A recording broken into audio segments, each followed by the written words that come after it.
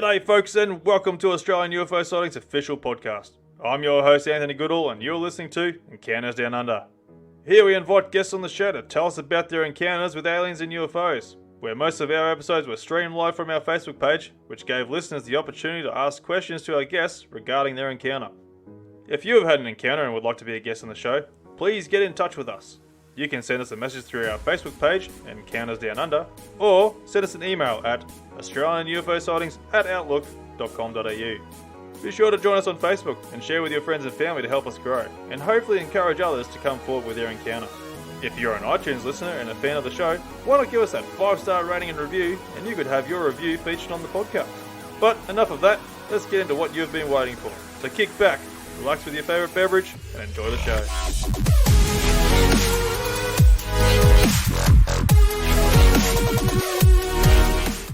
G'day folks and welcome to another episode of Encounters Down Under. We have Steve joining us on the show to talk about strange objects he's encountered over the years and was able to share the experiences with multiple witnesses. He also goes on to talk about how these encounters led him down the path to research UFOs that continues to lead him down deeper into the rabbit hole. So please welcome to the show, Steve. G'day Steve, welcome to the show. Yeah, g'day Anthony, thanks for having me on. No, it's good mate, good having you on there mate. Thanks for getting in touch mate. You've approached me there and you said you've had a few experiences yourself there and you sort of delved into the whole phenomenon over the years there. Mate, you want to go and talk to us about that?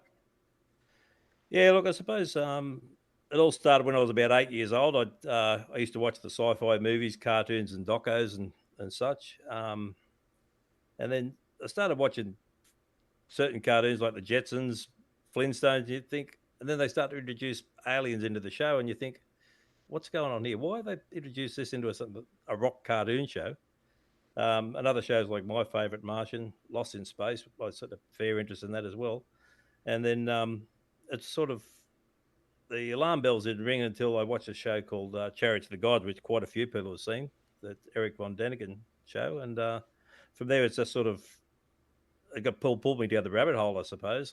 As much as information as I could get, as a kid anyway, I used to read, watch whatever movies. I used to follow it from there. And to me, we haven't been told the truth, and I'd rather dispute that truth with fact. So I just keep going down rabbit holes. Yeah, because there's a lot to it, isn't there? And like, it doesn't matter which path you sort of go on, it just keeps looping around somewhere, or just diverts to a different fork in the road, and you just don't know which path to sort of take it to, whether it's going to tell you the truth or not. Yeah, well, that's it. What these, I suppose, superiors or people that are watching over us have been doing to us, whether our leaders, governments or whatever, what they've been doing. It's just a bit hard to say. But, yeah, that's been the general flow of things until I started seeing things when I first sighting was about 18. So that's amazing. So do you want to tell us about that one? Yeah, for sure. Yeah, well, look, there was a mate and I and a couple of others were up at a little place called Chawina up in New South Wales, just out the back of Bathurst there somewhere.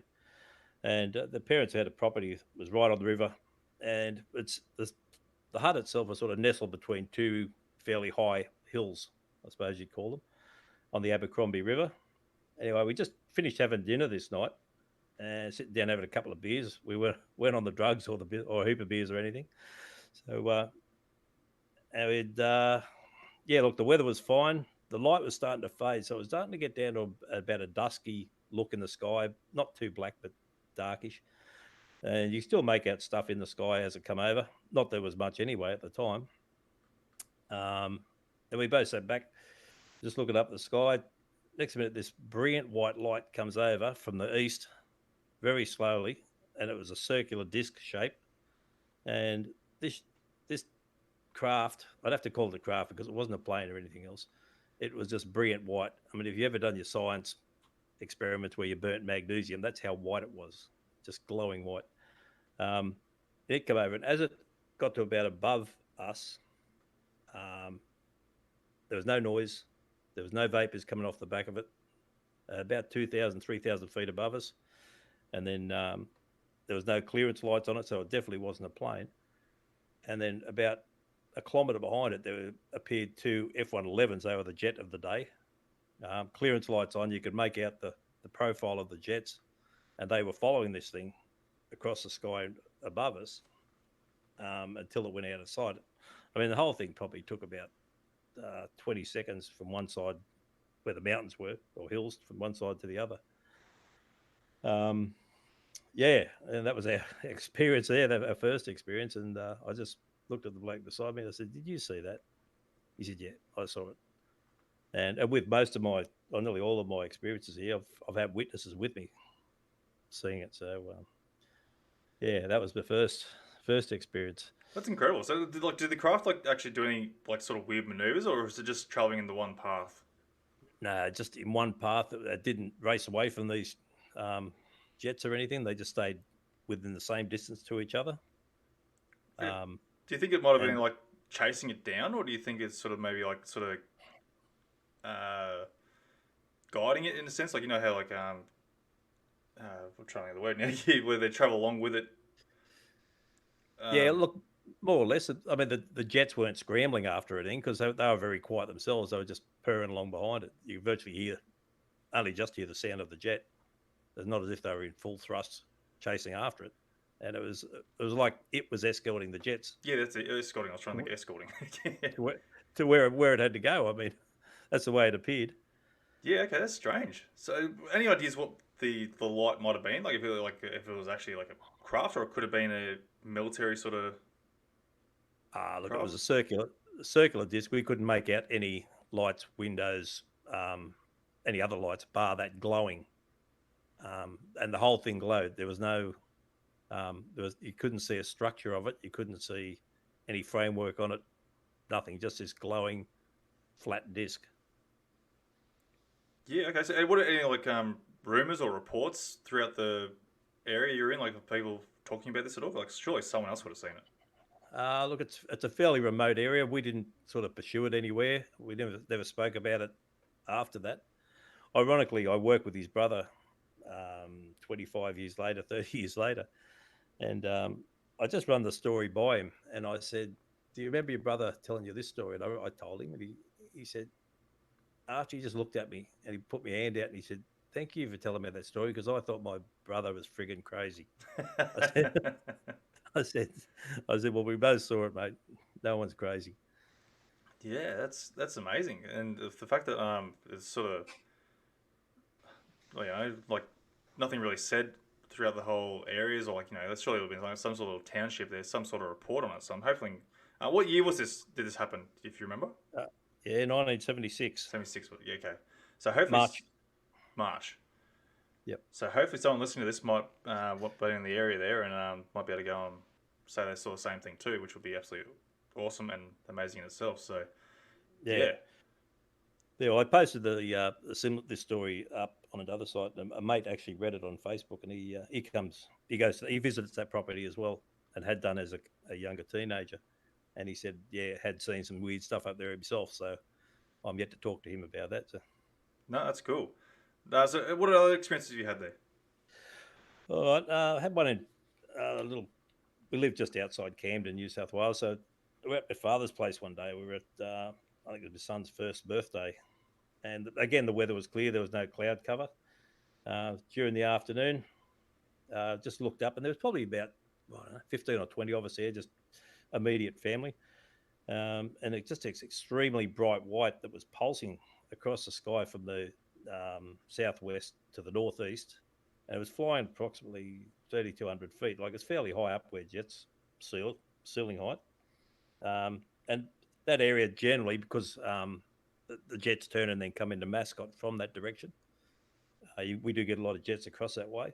But the thing that caught my eye was that it was pulsing. It was going a white hot, similar to this previous one I spoke about, but it was pulsing and then going dull, then pulsing about every 2 seconds on, every 2 seconds off. It didn't seem to change shape at all. It just didn't tumble, just went in the one direction. And I pointed it out to a few of the family members there, and as usual with their comments, "You're a nutcase. You don't worry about it. It's nothing. Probably a satellite." I said, "Okay." Oh, it's unfortunate. Yeah, but So that was yeah, going on dusk, was it?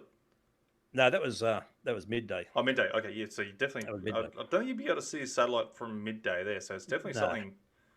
and Quite interesting. it was too big. I mean, the amount of glow that was putting off every time it like flared or lit up was it was probably twice the size of a plane, and then it just dulled down and then flared up again. I should have grabbed my dad's Weldon helmet and probably popped that on and just see if I got a better picture of it. But anyway, Yeah. So what was it like? Sort of sitting still, or was it traveling? oh no, it was traveling. It was just cruising across the sky. Yeah, and just heading towards the Sydney area. Yeah, it's really interesting. Like if it was a plane, like it definitely wouldn't be having the pulsing going on. Like that's pretty consistent with shape and the light reflecting off it. That's pretty consistent in that sort of aspect. So yeah, the pulsing sort of is interesting. Like it's I don't know. Do you think it could have been like trying to pulse some sort of message to somewhere else? Maybe like using like like a Morse code in a sense. Look, whether it was just a propulsion system doing that, or whether it was the sun just hitting a surface on it and just flaring at that time, and we Yep. were getting the reflection down on the ground. Maybe I don't know, but yeah, it was just it wasn't a standard plane or something flying, that type of thing. Yeah, that's all right. I'm probably reaching out a bit far on it, trying to like sort of get a bit of an idea of what this could be. Um, Yeah. like what about like even maybe like mylar balloon maybe? Um, Look, it may have been, but yeah, the way it just flared was a bit unusual. That sort of the thing that caught, like I said, caught my eye. How it reacted. Yeah, no, that's fair enough too. Like there's a lot of things that like things do get mistaken in the sky there, and but the other thing is like if we don't have the right equipment there to sort of try and capture it or just get a better look at it, we're not really going to know either way. Yeah, I think like most of these events that I went through had the early phone with the old Nokia 7120 or whatever it was. Yeah. I didn't have the real good camera on it anyway. But No, either way, there's yeah, still a lot of things that's amazing in the sky either way. So it's a strong yeah, possibility. It could have been very much a like I don't know if you've seen the orbs that travel across the sky. yeah. Oh, That was my next one. yeah, next one. Oh, right. I'll let you go and continue on then. Yeah. All right. So that was that event. Yeah, Bathurst. We normally go as a group up to Bathurst races every year in October. So this was in 7th of October, 2010. And the race format up there is they race on from Thursday through to Sunday, practice for 3 days, then they race. So we're sitting. There was two of us, mate and I, sitting on the what they call Mountain Straight corner down where Pitt Straight turns up to Mountain Straight. It was about 10 o'clock in the morning. Sober as judges, no drugs or alcohol. So we just watch it. They finished one practice session, and there was a bit of a lull in the program. So I just laid back a bit on the chair, looked up, and I just noticed coming over the top of the mountain. If you're familiar with the track at all, No. there's there was three orbs coming over the top of the track. Now the weather at the time was like a cumulonimbus cloud formation, but it had breaks in it, and it was fairly high. It wasn't down low where you obscure your vision or anything. So I just watching these things for a couple of seconds, and I just elbowed the mate. I said, "Have a look at these." Anyway, as they come closer, I sort of took a lot of notice of how they were formed and what they looked like. I mean, there was no wind or anything that day. It was dead calm. It was warm, even though it was cloudy. These things would have been, look, I reckon 20 to 25 feet in diameter each, probably 12 foot high. They were like they were a torus, like a fat donut, if you can imagine that. Yep. So in the center of them, there was a nerve system. Looked like a nerve system. You can imagine nerves in that hole of the donut. There was a nerve system in there, and they were all pastel colors that linked the top to the bottom. And each one was about 30 or 40 meters back away from the next one. Now, as they come over the top of the mountain, they come along and then they stepped out 90 degrees, in turn, went along for about 30 meters, stepped back in line again, and headed off again. It was like they were controlled. And then each of them did the same thing as they come past and over the top of the track. As they got to pretty much overhead, I just tried to take a photo of what was there. As usual, nothing turns out. So I raced down the front to the guy with the big telescopic lens camera that was taking track shots. I said, mate, can you just get some shots of these things up here? And he sort of looking at me like I've got two heads. And I don't know whether he caught him or not. I didn't get back to him to see. Then I went back to my mate where my mate was sitting. I said, they're still here. Have a look at this above us. And as we looked up, there was a break in the cloud. We looked up in the cloud, through the cloud where the break was, and there was a brilliant white light. Now, that light was sitting there at about 32,000 feet, like the ceiling height of jets. It was just sitting there, wasn't moving. And in turn, these things come up to the break of the cloud and then just went vertical, in turn, up towards that white light. Now, I can't explain how they were maneuvered, how they were controlled, what they were. They were all identical. And I judged the size of the orbs by a helicopter that was getting around at the time. And the helicopter was almost as high as them. And these things were nearly twice the size of the helicopter. They were translucent. You could virtually see through them. But there was no mechanical parts. There was no shape of a ship or anything, just an orb. And it just fascinated me. These things followed each other and did what they did. Absolutely amazing. That is amazing. So, do you think the whole nerve system was like connecting them into like one craft, maybe, or is it just like some sort of strange concept of how they maneuver? I don't know whether it's the energy inside these things that control it. I don't know. You'd think there would need to be something mechanical there, one to propel them, one to connect them to an external craft or a mother craft or something. But that's the description I saw them as. They were, this nerve system running through the middle, and each of the nerves was sort of a different pastel color. Very unusual. It is. Like, I've heard people like claiming they're like seen flying jellyfish in a sense. They're translucent, but you can see like sort of like a same sort of thing, like a nerve system, running through their bodies, and that's about all you can really see besides the translucent body, which is strange. Yeah, there was no like tentacles like these. I've probably heard of or seen pictures of these other ones, but there was no tentacle system running underneath it. They were just these donuts, fat, translucent donuts going through the sky. And you'd think if they were weather balloons or some balloon that got away, that they wouldn't mimic each other in what they did, and particularly go from one altitude to another, so like stop and then go from one altitude to the next, up to where that bright light was. It just blew me away. Yeah, it sort of makes me wonder, like, why send them up one at a time as well? Like, you think the whole body of the object would just go all together? Yeah. Well, they're definitely separate objects. They weren't linked by anything. Very individual. Yeah, okay, right. But yeah, even then, like, you think they'd all sort of just travel together instead of just stopping at the one point and they have one go at it each time. For sure. And the fact that you even saw the object above these, like through the break of the clouds and that, you think they'd be sort of trying to hide a little bit better than what they are? They sort of are. Well, I just caught a glimpse of that craft up higher. It's just sort of the cloud broke, and then I watched it. I actually took a photo of it, and then I brought it home and I blew it up on the screen. I haven't got the photo anymore. I don't know what happened to it, but I just blew it up as large as I could, and it just pixelated. But it had one pixel that was just silver or white, and that was all I could pick up of that craft or whatever it was. Yeah, no, that's unfortunate. You sort of can't really rely on the pixelations because the pixelations will try and borrow colours and that from surrounding areas to try and make some sort of image. But even still, though, like you sort of get some sort of bit of a shape to it. But unfortunately, when it comes to digital sort of side of things, it's just really not very helpful at all.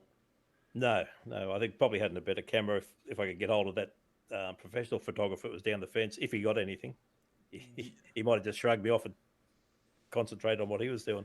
Yeah, it sort of makes me wonder if he did, because I'd love to go and sort of have an idea what he actually captured, especially having a telescopic scope there, which would have been extremely helpful in that sort of scenario.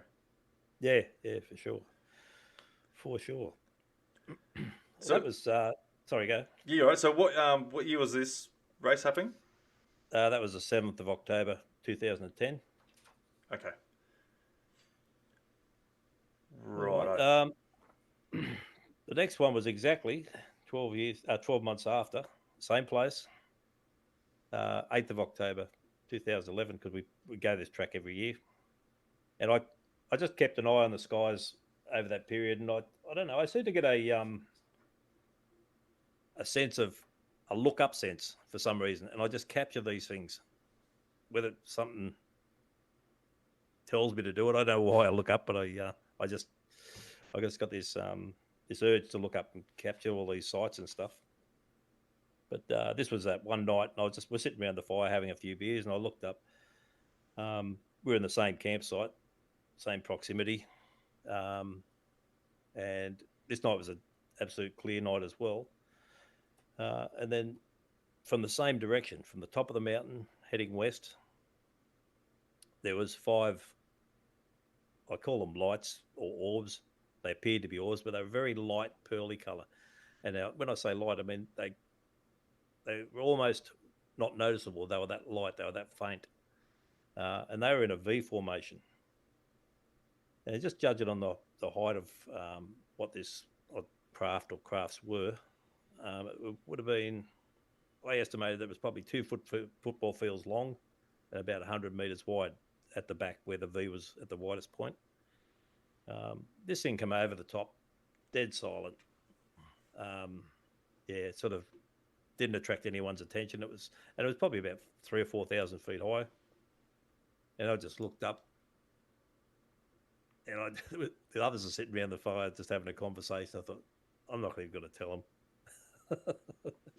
And yeah, so I noticed that when I told the brother later on what I saw. He said, "You should have told me. You should have told me." I said, "Oh, I know. You're busy talking."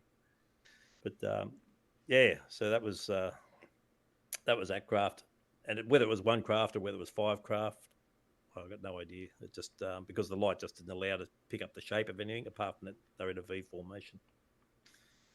And I often wondered, whether the cars, because all the cars and the transponders in the cars and that much communication is going on around that track at one time, or whether it's a bit of a draw card for these people or entities or whatever to come to that area and see what's going on and just keep an eye on things.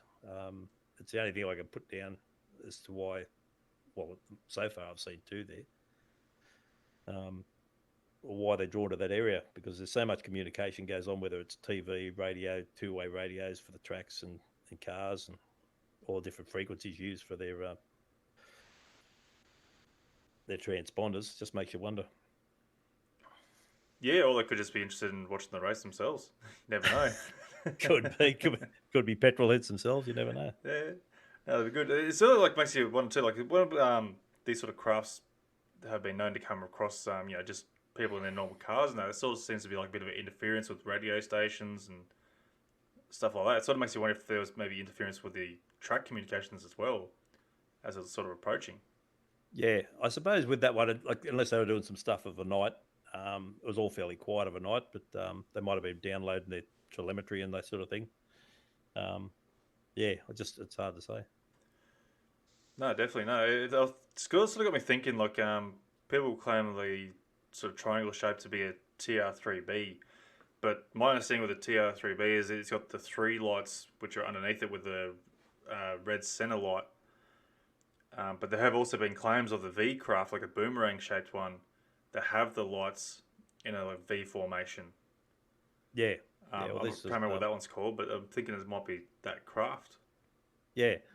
Yeah, it was a single light at the front and then 2 lights halfway back further out, and the tail lights all the same size.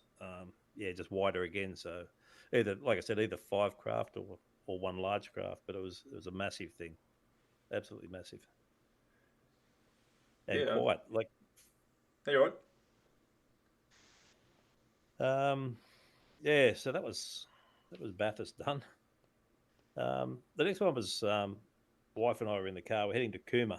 This was in July 2019. We're about 10 kilometres out of Cooma, on the north side of Cooma, but heading south. So we're looking at pretty much the Victorian Alps, snowfields, that direction. So as we top the brow of this hill, now from one side of the screen to the other, this huge plasma rainbow just went from the left-hand side of the windscreen across, and it filled 2/3 of the windscreen down. And I thought, oh, what's some sort of meteorite or something come into the atmosphere? But the thing that sort of caught my eye was the fact that the leading edge of this thing wasn't sharp, or it didn't have a glowing point like a meteorite comes in and burns and glows, and you have a debris field behind it. When you have all sorts of stuff happening behind the main object, this thing had like a dark shield, if I just called it like a shield in front of it, sitting at 30 degrees to the horizon, up from the horizon. And as it come across, and then from to the right-hand side of the screen, the light where the shield was leveled out and then just petered out. So whatever come into the atmosphere, come in on a incline itself, hit the atmosphere, put out this great plume of plasma, absolutely every colour of the rainbow, and then level off, and then after that point it just petered out. So whatever it was, I have no idea, but it wasn't to me it wasn't a meteorite, because you normally get the meteorite, you'll get the burn and the sparks and everything else. There was none of that, just this colour. And yeah, it probably lasted for about 8 seconds, I suppose, 8 to 10 seconds across the screen as it entered. There was no boom, no sonic boom, no sound at all. Like, it was a fair way away. It was over, to me, it would have been over the Victorian border down towards the southern part of the Alps, down that way. Yeah, quite an experience, that one. But again, we told the people when we got to Jindabyne, we told the people about it, and we were just fobbed off as, no, it's just a meteorite. Don't worry about it. But, Yeah. So like, there's definitely like no constant like smoke trail or condensation trail from it actually punching the atmosphere. No, nothing like that. And like I said, with a meteorite, you see the breakup of it. You see all sorts of sparks and stuff coming off it. It's just this great, massive rainbow flare. Like, it was absolutely incredible.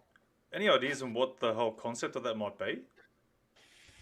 Well, I could make an assumption, but Yeah, that's about it. That's to all me, pretty much well, all we could to do. me, yeah, well, to me, it could be some sort of craft, and I was trying to gauge some sort of size of this craft when it come in, or whatever that the solid object was in front. And to me, it was kilometres long, not 100 metres.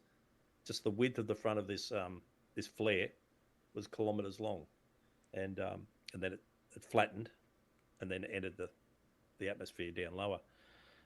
Whether it was a craft coming in on that trajectory, on that plane, and then just using its heat shield as we use with our craft and the space shuttle, and then it's just leveled off and done its job, and then came into the atmosphere down lower. That's the only thing I can put it down to. Yeah, at least you've taken into consideration the perspective of the things too, like seeing that's like nearly over on the horizon basically, and putting the perspective of the size of this thing. You've actually done your homework there, and a lot of people think that, oh yeah, you can see like a little,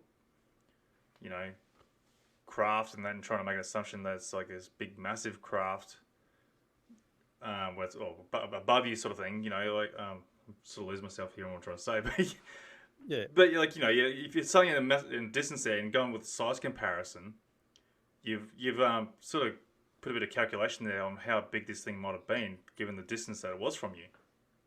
Yeah, well, if like looking at it, if it saw a meteorite coming, you'd have like a pointed, to a degree, sort of a pointed shape to the front of that flare. This wasn't a pointed shape. This was very long. Like, if I was to stick a finger up at the windscreen, and that's how long it would be in size, and it come into the atmosphere. So that's whatever that object is. If it was a rock or a meteorite and hit the Earth, it would have probably destroyed us by now. But it didn't. It just came in and then leveled off, which is the most unusual thing. Yeah, so what, it just sort of just disappeared over the horizon, or it just sort of lost out of view?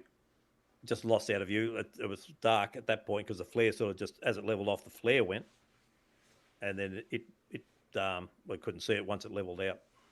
I couldn't actually see a craft, but I just see a line in front making this disturbance in the atmosphere. Yeah, so And the it's line, probably still glowing red hot. yeah, and the line virtually was the start of the flare, if I could imagine it that way or describe it that way. Yep. Yeah, no, that's still pretty incredible. Like, yeah, like you're saying, like it's definitely not a meteor or anything like that, given there's Yeah, no other details of a common, meteorite coming through the atmosphere. So, yeah. I didn't hear anything on reports on radio or anything about any sightings. Nothing about it. So yeah, um, yeah, that's that one. no, that's amazing. So you've got more? Just one more. It's I was down. I used to work in Queensland. I used to fly in, fly out, mining up there. So Yep. we used to occasionally catch the plane down in Sydney, and then I just got out the airport there at the uh, long term car park, and I looked up. And I always look at the skies when I get out, just do a quick check. And I looked out off the ocean side of Sydney Airport, and it was probably about 9 kilometres out, brilliant clear skies. And I just see this flashing going on out off the airport. Like I said, about 9 k's out, and it wasn't the usual plane doing its they're tracking out there and just waiting to come in. There was two objects. They were like a silver, bright white color, and it looked like they were dogfighting. That's the only way I can explain it. They were One would raise up and it'd come down at the other one, and the other one would raise up and tumble over the other one. Uh, and I just watched probably for about a minute, but we had a plane to catch, so I couldn't stand there and see the end of it. But yeah, that was going off at the end of the airport. So, and there were still planes taking off and landing, so it didn't bother the air traffic controllers what was going on. And the mate I was with, I said, "You have a look at that there." He said, "Oh, just a plane." He said, "Okay, mate, it's just a plane. Planes do that." Yeah. So what year was this that happened? Look, I approximate that one about 2013. Yeah. Okay. So still a bit before drones, and drones aren't really allowed to be operating around airports, so you can definitely rule them out. Oh yeah, it was too big for drone. It was if that with that earlier one I told you about over Camden, that flashing one, that strobing one, they were about that size, but the two of them looked like they're having a go at each other, just tumbling around, or whether it was one craft shape shifting or whatever they do. Yeah, may have been that, but it was that far out you couldn't sort of decipher whether it was two or one, or whether it was yeah, they were linked together, just tumbling around out there. But it just wasn't normal action of a plane or even a drone. It was just yeah, doing its own thing. Yeah, and you definitely couldn't mistake it as Chinese lanterns or anything like that, just the way they're Oh manoeuvring. no, no, that was happening too quick. They were going too quick. Like the action from going from the top to the bottom was like within about a second. Okay, wow. They were just like flashing over the top of each other, like they're in a bit of a rumble. Right. So, what about maybe even like LED kites or something? With a maybe with a light on it. The way the kites can sort of maneuver pretty quickly, but were they sort of traveling in a fair distance in this time, or to be able to rule that They're out? more no, they were more stationary, um, staying at the same horizon. To me, they were staying the same distance off the coast, and just going through their action of tumbling around each other. Yeah, I think it was probably too far out for a kite or anything like that. Yep. Couldn't. Well, so they're even going up and down, weren't they? Yeah, yeah, only marginally, just like upside down. They drop a little bit. They weren't going down to the ocean surface and then back up, but they were just holding their altitude. Right. Because I'm even trying to rule out maybe skydivers with the flares on. Oh no, I don't know what they'd be doing out there. For one, no, I wouldn't think so. They were no, it was just straight off the end of the airport. It'd probably be a no fly zone or anything. Yeah, no, because on the Gold Coast there, they had the skydivers come through down there quite often. Okay. They were near an airport, so it's definitely not out of the question on No, that one there. no, I think too. Like for that far out, they were still too big and too quick in their actions as to be skydivers or anything like that. Right, because they sort of go down like they with the ones I've seen with the skydivers with the flares and that, they sort of go down and then they'll do like big swirly sort of maneuvers, Yeah. and then sort of play and out a little bit, then come back and swirl around again, and it's. But if they're sort of like going down then up and sort of Yeah. maneuvering around, Like I that said, sort of defies what a skydiver could do, then yeah, definitely yeah. can rule them out. Yeah. Like I said, it was fairly early in the morning. I think 8, 9 o'clock in the morning. So it was yeah. It's not as if it was a night thing where I saw this. It was in the daylight. It was extremely bright, flashing. Um, yeah. Just another unusual circumstance. Yeah, I can't really see skydivers with flares going out there at 8 o'clock in the morning. It sort of defeats the whole purpose of that one. Dodging 737s, yeah. Yeah.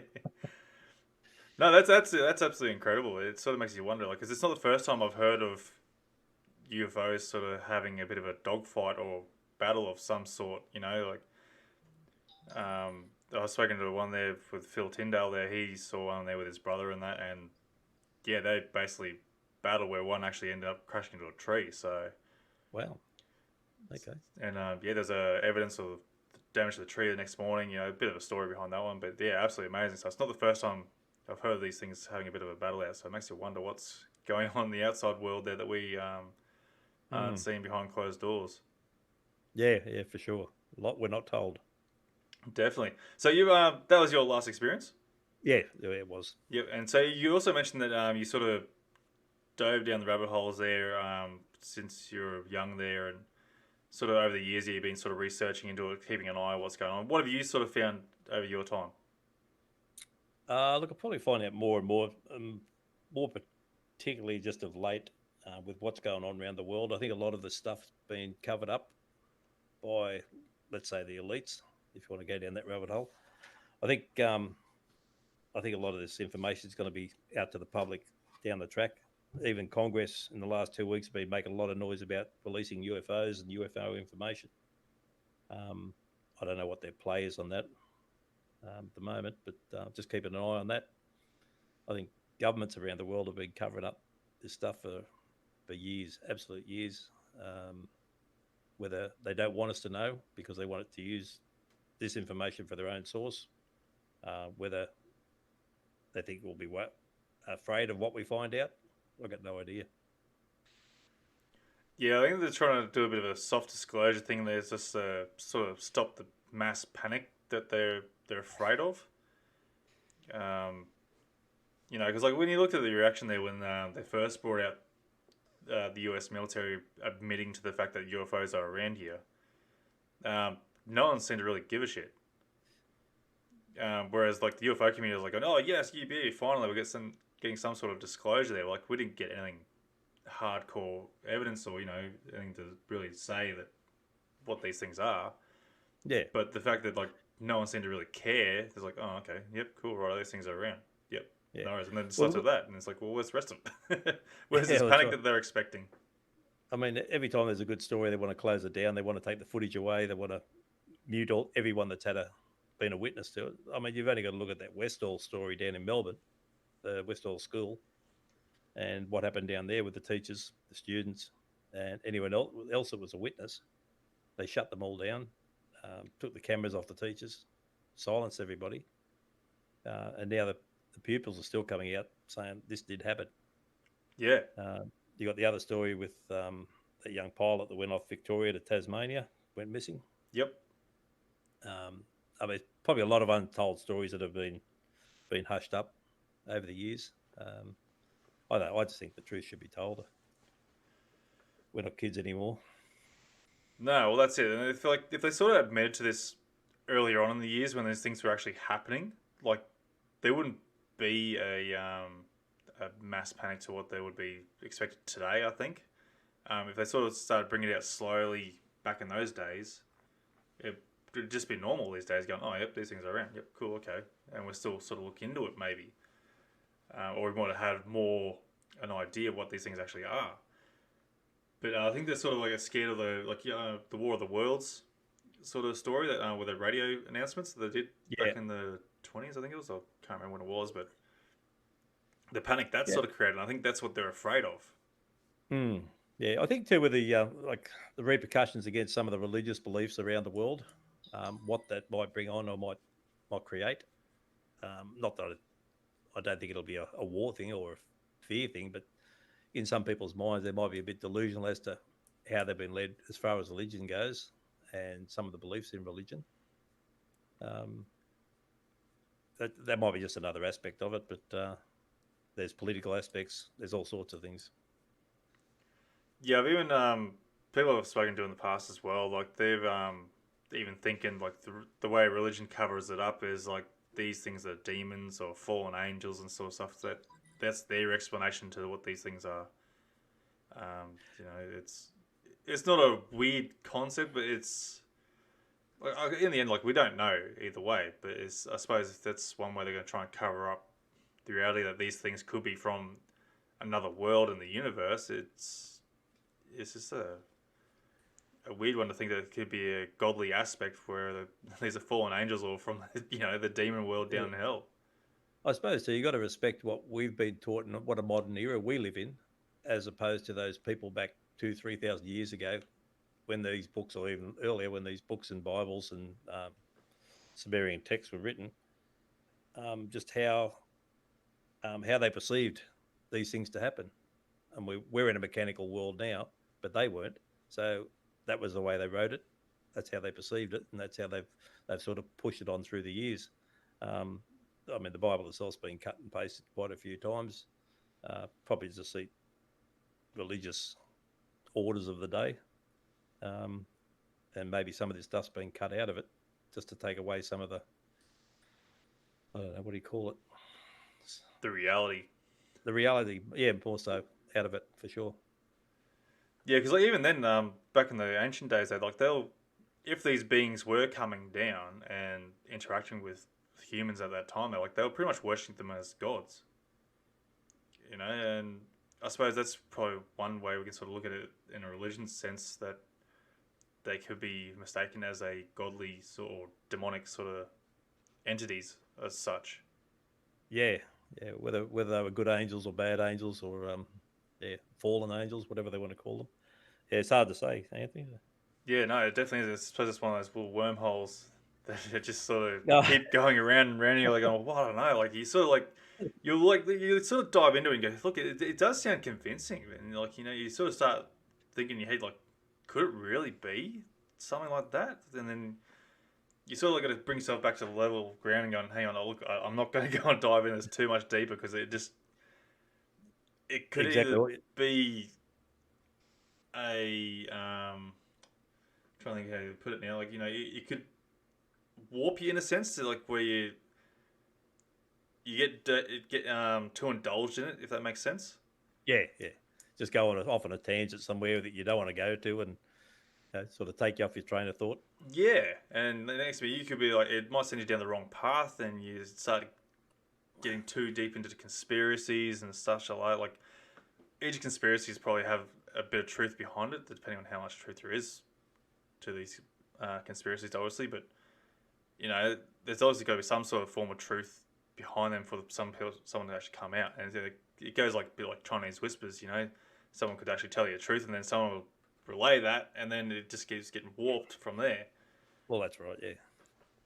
And so that's the hardest part, really, when it comes to this sort of thing. Like, how much is, like, even what you're saying with the Bible, like, how much is actually getting copied and pasted or even being warped to sort of tell you what the information, what's going on, sort of thing. Yeah, or to suit those that were in rule at the time. Yeah. It's been happening in the last 100 years at least.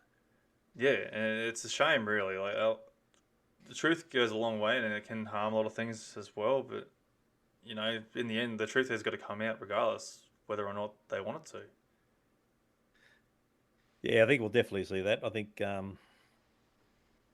won't take it down that rabbit hole, but I think the truth will come out probably the next 12 months, a lot of it anyway, as to what's been going on around the world. And I look forward to that. Yeah, I wasn't expecting maybe 12 months. I was maybe thinking maybe a few more years. That's just my opinion, but Oh, um, it'll only be, to me, it'll only be the start of it. But yeah, yeah, I'm hoping we get something that's bit more hardcore in the evidence side of things. You know, like something that can't be discredited, can't be blown off as something that can be easily mistaken as another object. You know, I'm hoping we'll get something that's in that high quality. You know, got some little alien being or something, some sort of entity waving out the window, going, "Hey, g'day, I am here." You know, yeah, that's what I want to see. But I know we're yeah, not going to yeah. get For it. sure. No, no, don't want to scare the people straight up. No. So yeah, it's a shame, like the years, like the stigma that's been attached to this whole topic over the last 50 odd years. You know, it's a good thing that's finally come out, and you know, people are starting to open up a bit more to the idea that these things are around, and starting to talk more about it. You know, being a bit more open to it, and the ridicule behind it is slowly disappearing. Yeah. The other thing too, it's great having shows like yours where people can come on. I mean, I was a bit standoffish to come on at first, but I thought, no, I need to present what I've got there. Um, I think once people hear more and more stories coming up from the public, they'll probably step up and give their stories as well. Yeah, no, look, I'd love having people on the show, especially like yourself, that come on and had these experiences there, and you've tried to rationalize behind what these objects could have been, but you know even I've had a bit of a crack at it, and not to try and discredit you or anything like that, but you know a lot of things do get mistaken out there. But as long as these people are actually trying to, you know, going through the process of elimination to determine what these could be, instead of throwing the UFO, like alien crafts card out there, it's a good thing, because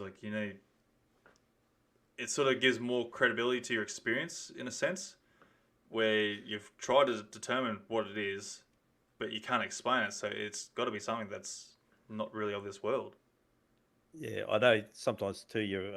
I've always said that your eyes don't lie, but you've got to just fine tune what you see too, um, and cut out some of the, like you say, the muck and the crap. But and that's what I've tried to do with those stories. You know, if I saw something that wasn't right, I just let it go by. But there's specific stories that I'd seen, stuff that I'd seen. I thought I'm sticking by that because to me that's legitimate.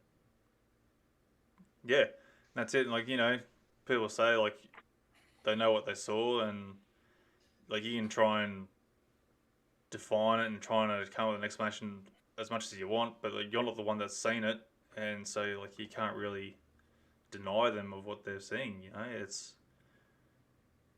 Yeah, well, you've got to be like I open said to it. earlier, I had family members that used to hang it on me about what I saw and what I spoke about until the day that the two daughter-in-laws at different times saw stuff, and they told me their stories. I said, well, and I started documenting it down each time they told me something. And one daughter-in-law in particular, she was only 4 or 5 k's out of town. Nearly every morning, she'd see orbs floating around a cement works, or in the gully where the cement works is. Um, And I said, well, if you get a chance, if you've got to stop there, just take a photo of it. And she did one day. She took a photo of these orbs, and they were just like little white things floating around. And she can't explain them. I can't explain them, but they're there. So what about And in distance comparison to the sizes? a bit hard to judge for me because I only saw the photo. So she said they were up in the hills around near that cement uh, cement works. And look, I think they're probably around about oh, 10 meters across. Oh, Jesus, that's fairly large. Yeah, they're fairly big, and they're fairly distant. But they weren't a brilliant white color. They're just like a creamy white color. Okay, so And that's she maybe sort of got me thinking it might be Min Min Light. could be similar to those, yeah. What time of And the days were this? well, she was heading to Wollongong for work, so it was probably 7:30 in the morning. And then one day she rang me coming back from Wollongong up Mount Uzi. She said, "I just saw another one in front of me, um, at the other stretch of that road, which is 40 minutes down the track." She saw one of them in front of her above the trees, but because she was driving, she never took a photo of that one. But Yeah. What time of year do you remember at all? that was on and off all the time she was working down Wollongong, which was probably over 18 months. Right, because I was trying to like sort of get an idea, given the time of season, like you know, given it's winter time, you know, where the days are a bit shorter, so the time of day, like the light's starting to come up a little bit Yeah, sure. later. Look, I couldn't put my finger on an actual date time.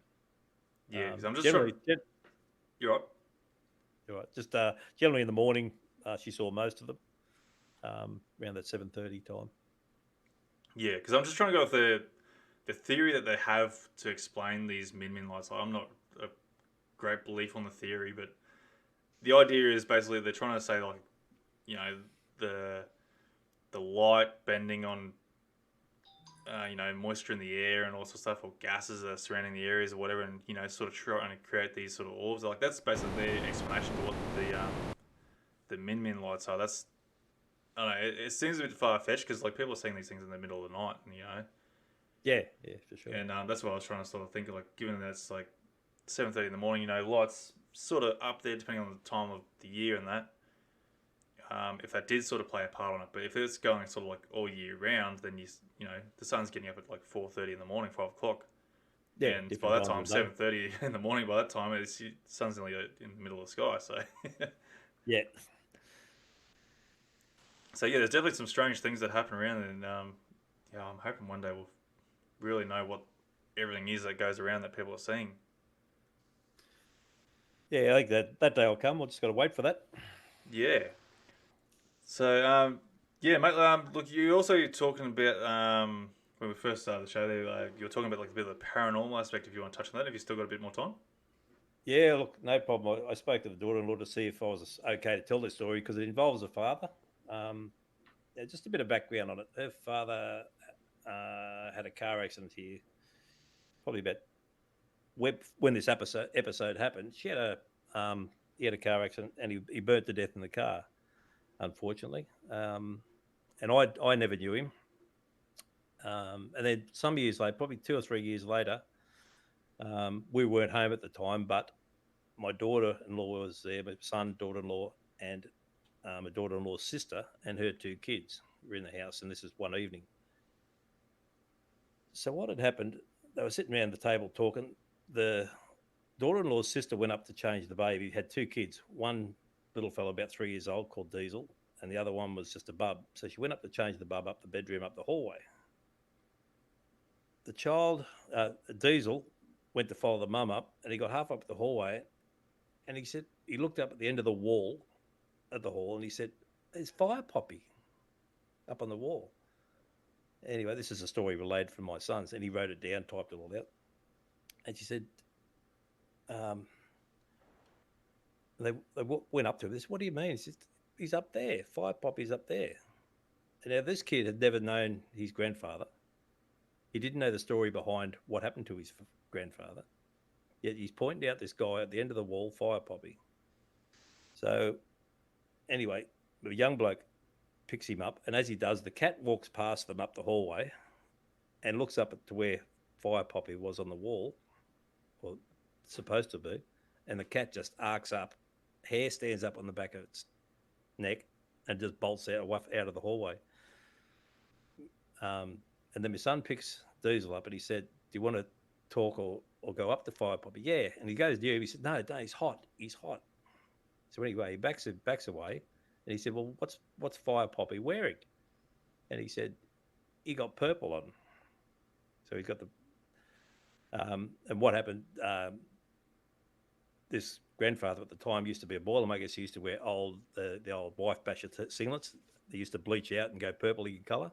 Yep. And that was mainly what he dressed in. So this kid knew that. Anyway, so this is all happening and different stuff's happening, and he's gone up and he's sort of gone to him and went to touch him, but he said, "No, still hot, still hot." So this is starting to sort of freak a few people out in the house. So that incident happened, and they come back to the kitchen and they started talking about it around the table. And they said to Diesel, they said, "Where's fire poppy now?" So he said, he looks around the room. He said, "Oh, here he is here." And he goes, and he sort of followed him where he come down the hallway and followed by the look of his turn of his head over to where Fire Poppy was standing now in the kitchen. He said, "Oh, Fire Poppy's got a sore leg." Now, I didn't know this until my daughter-in-law told me later that he'd also had a bad hip. Now, this kid saw whatever he saw go across the floor with a bad leg and stand there. And it just blew my son away. He didn't know what to think about it.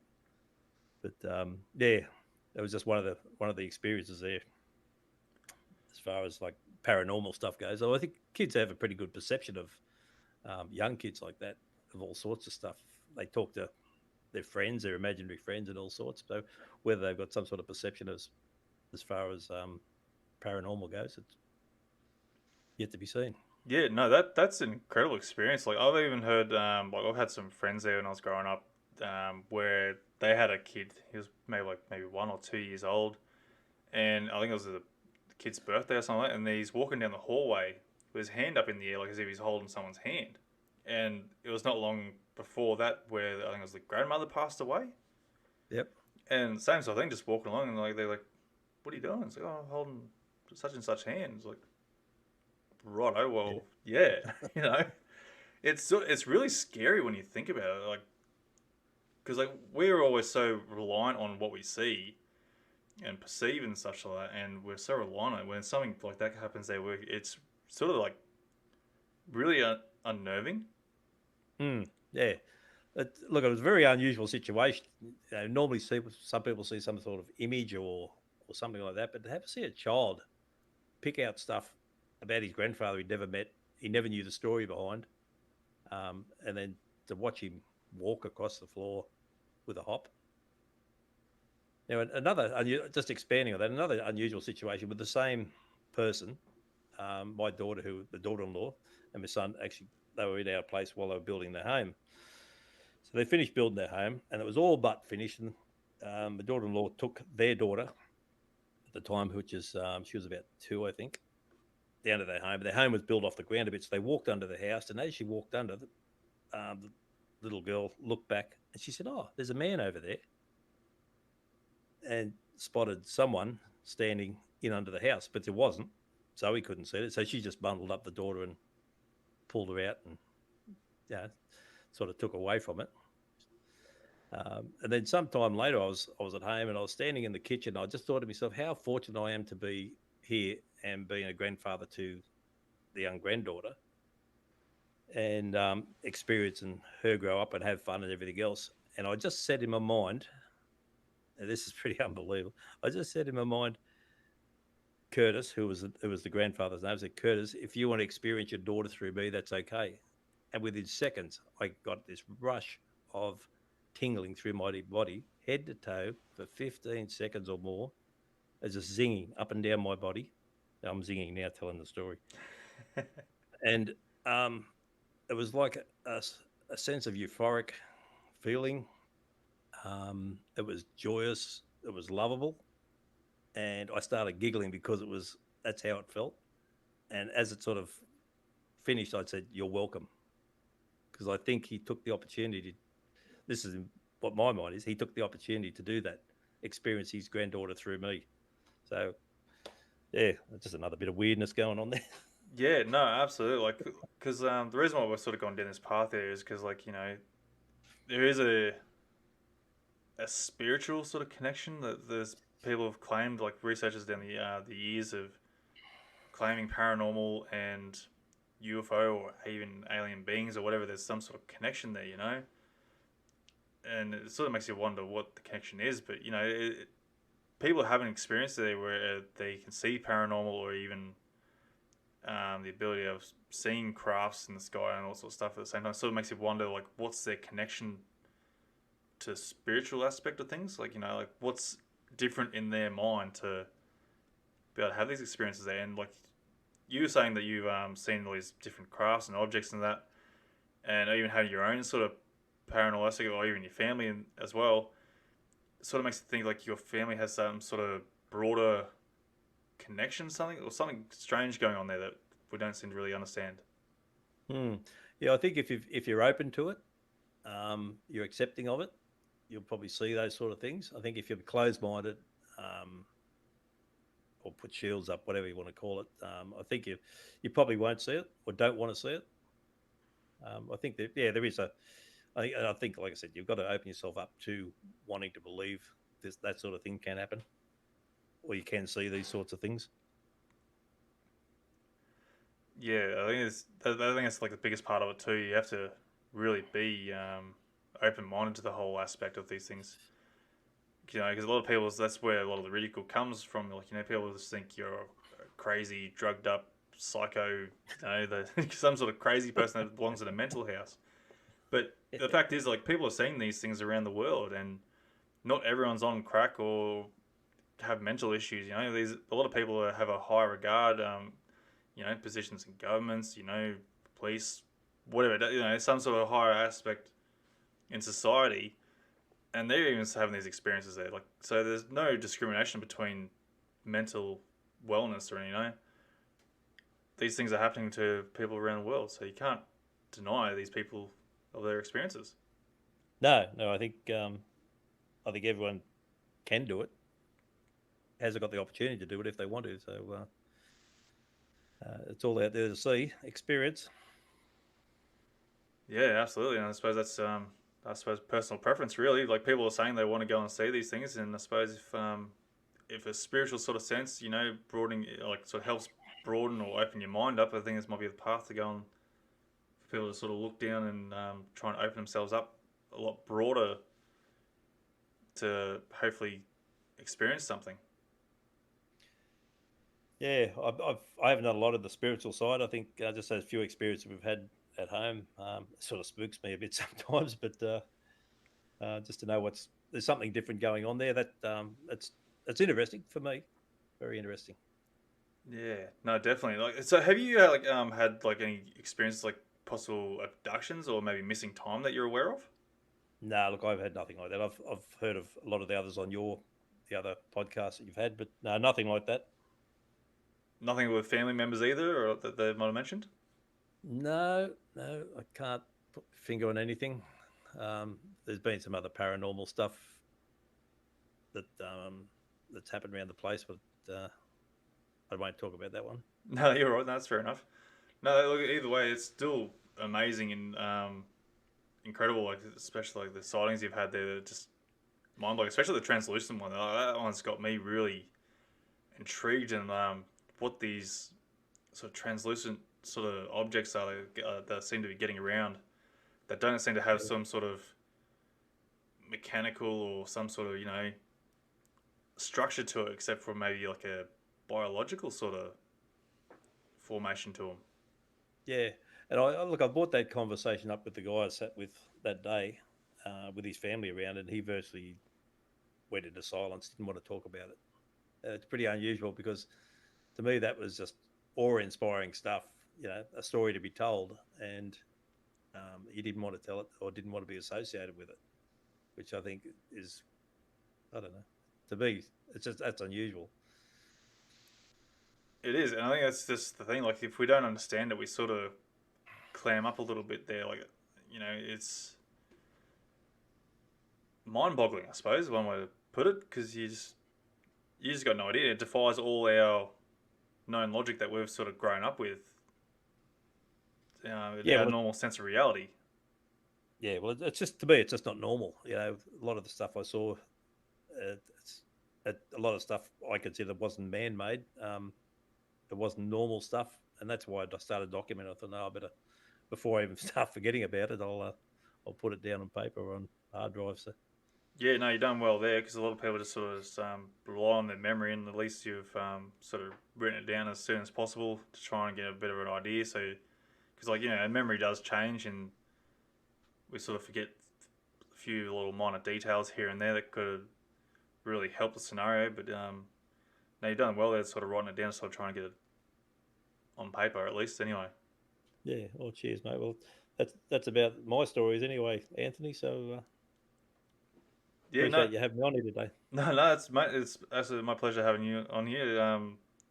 And hopefully everyone else will be enjoying the stories there because like I'm sure a lot of people would have seen some sort of weird translucent sort of objects flying around, like I was saying earlier, like some sort of jellyfish that, I don't know, it's a weird concept. But yeah, look, there's a lot of strange things out there that are going on around the world. We don't understand what's going on, and people like yourself that are brave enough to come on the show there to talk about their experiences. Like I'm very thankful for you guys to come reaching out to come on the show there, because a lot of things are going around the world we don't understand, and the only way we sort of really understand what's going on is by people like yourself talking about it to sort of get a bit of an idea what's happening, really.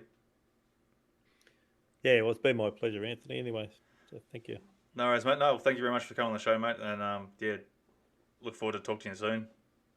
Yeah, well, let's hope something else comes up. Yeah, definitely, mate. Again, mate, thank you very much. And yeah, all the best. Yeah, same to you. Cheers, mate. Thank you. Yeah. Bye. And that will do it, folks, for this episode of Encounters Down Under. I hope you enjoyed the show, and remember, you can also get involved in the show by joining the Facebook page and getting in on the live streams. Also, please be sure to share with your friends and family to help us grow and potentially find our next guest on the show. If you or you know someone who has had an encounter, please get in touch with me through our Facebook page via Messenger or email at australianUFOsightings@outlook.com.au. I look forward to seeing you on the next Encounter Down Under. Hooroo!